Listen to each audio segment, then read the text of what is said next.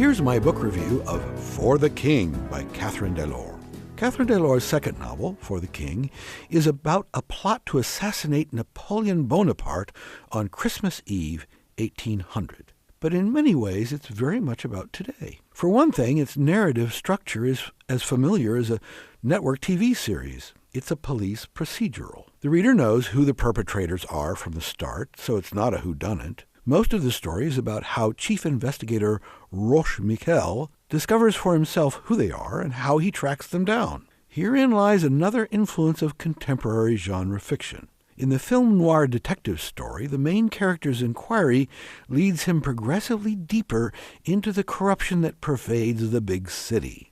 And in the most intensely psychological and arguably the best of those stories, the detective eventually discovers that he's been betrayed by the girl, and in the most chilling variants, he finds out to his everlasting regret that he is personally somewhat to blame for the crime itself. I won't stretch this parallel further for fear of spilling spoilers. Roche is modern in another important sense. Politically and morally, he is a citizen of today's European Union. His sympathies lie with the Revolution, with the same idealistic egalitarianism that shaped the American Constitution.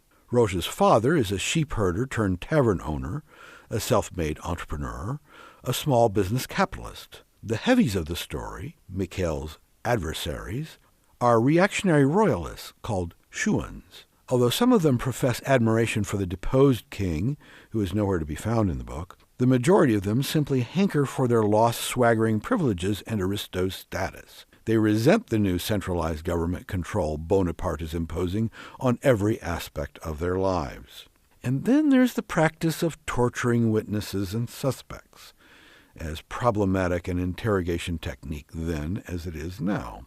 Delors can't help editorializing, and I quote, Roche reported the torture to the prefect, who had dismissed his concerns on the grounds that the search for information of vital importance to the safety of the nation justified such means. Roche disagreed. Most of what could be obtained in this manner was false confessions, or information that reflected what the suspect thought the torturer wanted to hear. Roche had argued in vain that a skillful interrogator could obtain better information without disgracing himself and the entire police.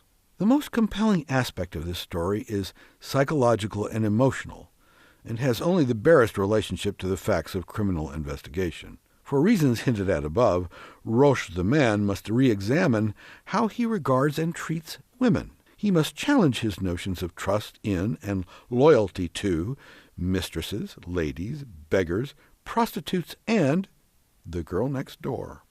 In short, Roche-Michel is a bright young man who has a lot to learn, especially about women. Oh, wait, the French have a saying, as much as things change, they remain the same. Gerald Everett Jones is the author of Bonfire of the Vanderbilts and host of the Get Published radio show.